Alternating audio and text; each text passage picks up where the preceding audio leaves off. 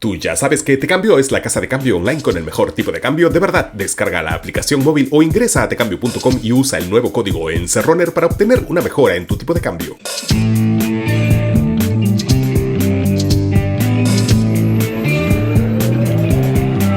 Hola, soy Marcos Cifuentes, bienvenidos a La Encerrona, tu mini noticiero en pandemia. Hoy es martes 21 de septiembre de 2021 y hay un tema que empieza a ganar fuerza, pero que mucha gente no entiende. Entonces vamos a hacer hoy un mapeo de este asunto, una guía sobre el cambio constitucional. ¡Cerrón, cerrón, cerrón! ¡Vengan las palmas, compatriotas! ¡Vengan las palmas! Adelante, compañero. Esto ocurrió este fin de semana en Ayacucho y muestra un poco el ánimo y la instrumentalización del tema por parte del bando pro cambio de la Constitución.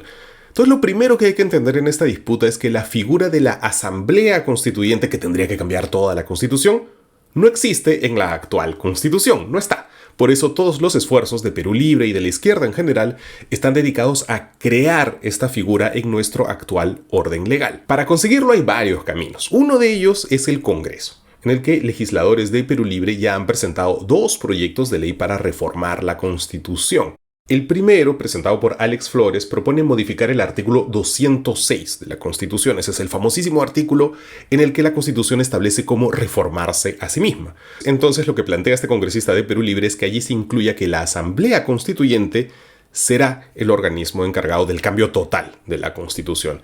El proyecto hasta propone fecha, el mismo día de las elecciones regionales de octubre del próximo año, el 2022. El segundo proyecto fue presentado por Wilson Quispe, también de Perú Libre. Es parecido al anterior, pero con una diferencia importante, ¿no? Plantea que el presidente sea quien determine cuántos miembros tendrá y cuáles serán las reglas de funcionamiento de la Asamblea Constituyente. Esto es un proyecto casi de tintes autoritarios.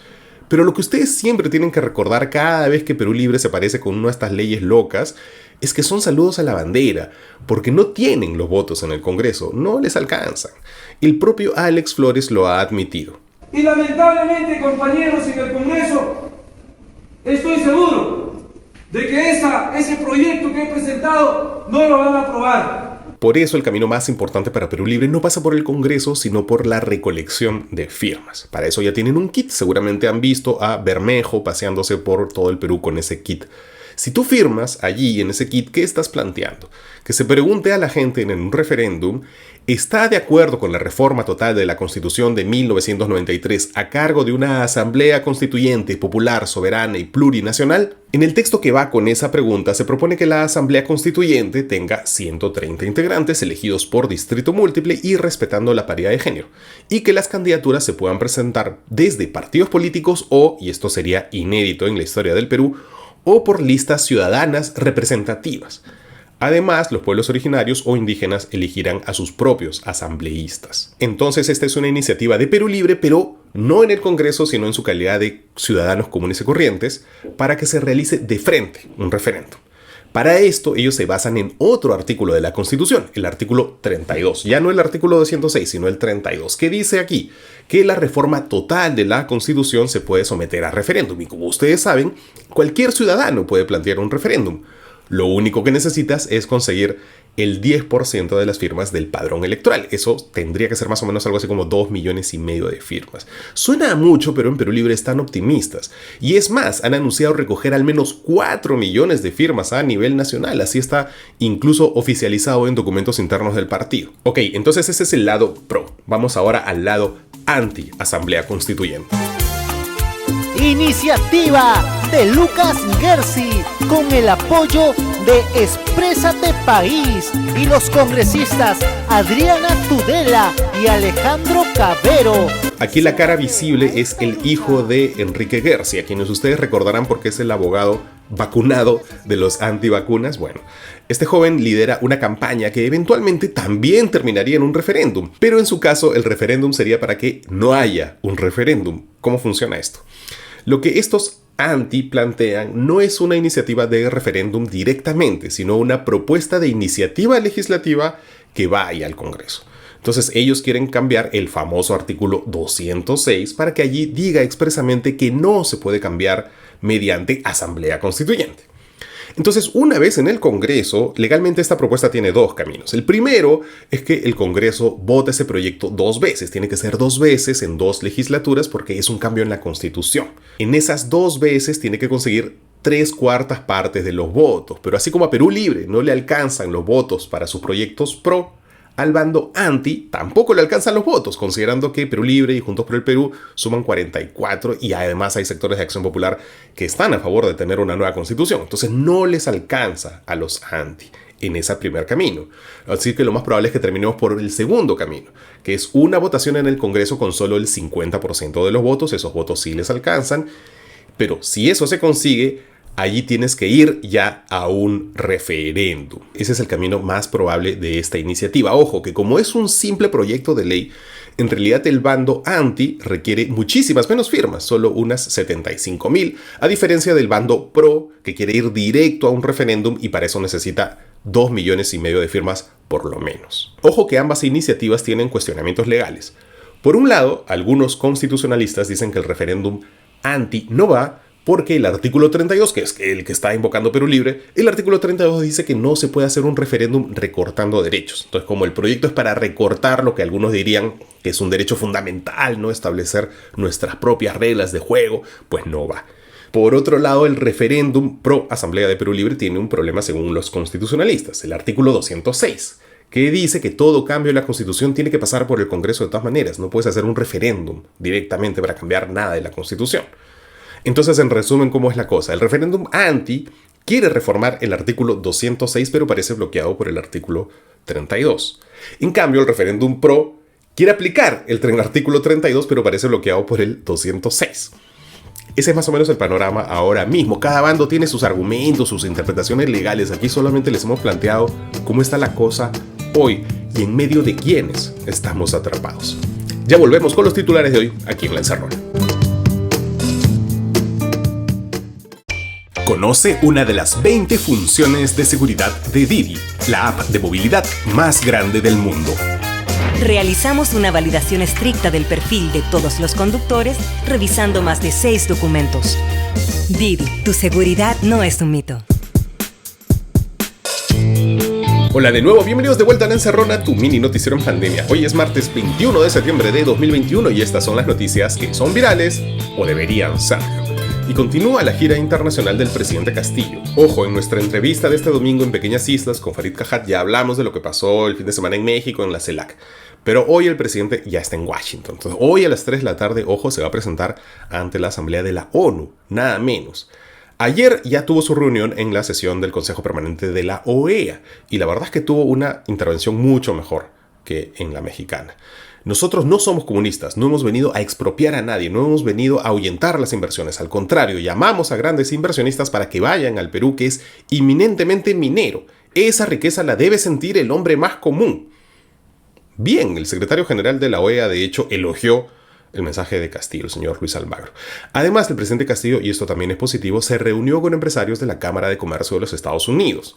Este gobierno, llegado del interior del país, no ha llegado a expropiar a nadie. Saquemos eso de la cabeza, es falso. Cuando salimos a decir, miremos la realidad, nos han puesto calificativos de chavista, comunista, ha venido a expropiar, les quitará sus casas, sus ahorros. Falso. Bueno, muy bien. Pero no todas son buenas noticias para el gobierno.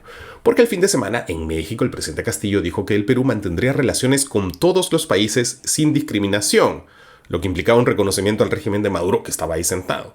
Como ustedes saben, el Perú no lo reconoce como presidente legítimo, o sea que lo de Castillo pues implicaba un cambio en la política internacional del Perú. Entonces, durante una actividad oficial ayer, la prensa le preguntó por esto al vicecanciller Luis Enrique Chávez y él dijo, oye, por si acaso desde el 5 de enero el Perú no reconoce ninguna autoridad legítima en Venezuela. Ahí el vicecanciller se está aprovechando de que Castillo no fue explícito en reconocer a Maduro. Pero, la cosa empeoró anoche. A la medianoche ya todo el mundo estaba durmiendo, pero Guido Bellido no duerme y se pone a tuitear. Desmiento afirmación del vicecanciller de no reconocer autoridad legítima en Venezuela.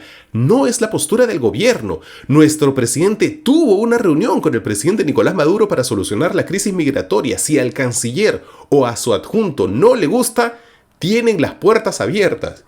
qué tal lío, ¿no? Pero tampoco es que Bellido tenga mucha autoridad sobre su propio gabinete, ¿no? O sea, recordarán que hace una semana le pidió la renuncia a Maraví y Maraví sigue ahí bien sentado. En fin, otra crisis en la que el gobierno se mete solito, ¿ah? Solitos ellos se enredan. Y en el Congreso la cosa no va mejor. El fin de semana el diario Correo publicó en portada una lista de 21 congresistas que viven en Lima y en Callao que cobraron 15.600 soles de gastos de instalación. Este es un gasto que tradicionalmente se destina a los congresistas que vienen de las regiones para que se instalen y puedan trabajar en la capital, donde está el Palacio Legislativo. Pero también tradicionalmente pues ha habido siempre congresistas capitalinos que se aprovechan, que no existe realmente una restricción para ellos y piden el pago. Un pago que no necesitan porque ellos ya están instalados pues en Lima. Entonces los congresistas ante este roche pues han salido a justificar este cobro con las excusas más lisérgicas. Por ejemplo, Chabelita, no tan famosa Chabelita, pues ella dice que va a destinar ese dinero a una casa de los trabajadores. Chabelita, no, eso se llama malversación de fondos. El dinero del Estado no puede usarse en nada para lo que no esté asignado ya. Norma Yarrow lo mismo, dice que va a donar. No, pues, si ya cobraste ya no se puede donar. No digan que no sabían, ¿eh? El 22 de julio, los 3 congresistas del Partido Morado, que los 3 fueron elegidos por Lima, renunciaron a sus gastos de instalación, con fotito y todo. Entonces los demás, que ya cobraron bien rico, no se pueden hacer los locos. Pero miren, la peor excusa ha sido la del miembro de la bancada Telesup, el señor Carlos Anderson, porque él dice que ha cobrado esa plata, y voy a leer, por el costo de oportunidad de quienes, como en mi caso, vivimos de nuestro esfuerzo en el sector privado y hemos decidido hacer un sacrificio y contentarnos con una rebaja de poco más del 35% de los ingresos promedio de los últimos 3 años. Ah, sí.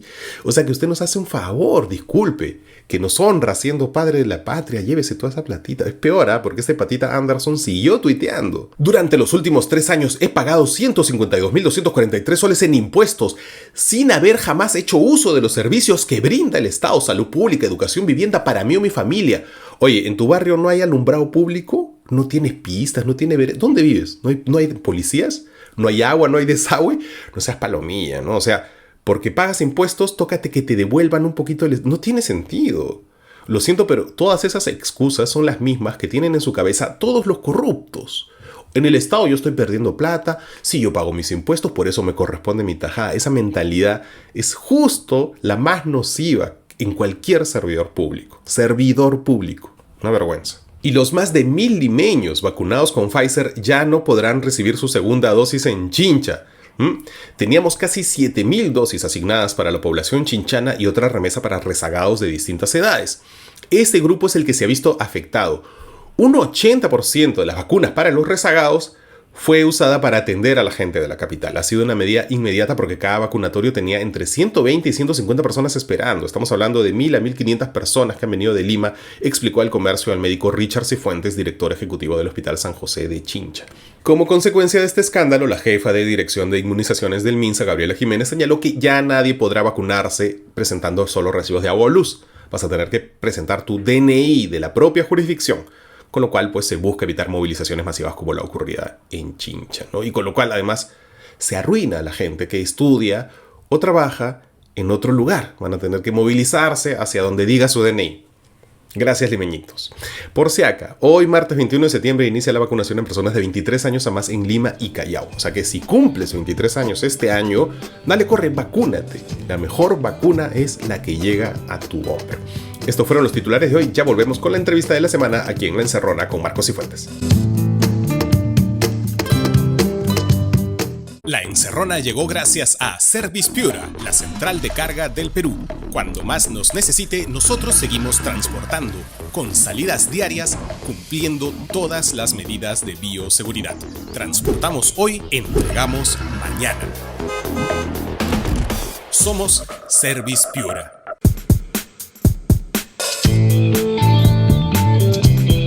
Bienvenidos de vuelta a La Encerrona, tu mini noticiero en pandemia. Y este domingo tuvimos una edición especial de Pequeñas Islas. Nos debíamos una conversación con Farid Cajat y la aprovechamos para sacar la cabeza del ombligo, ¿no? Que es un vicio en el que solemos caer los periodistas peruanos.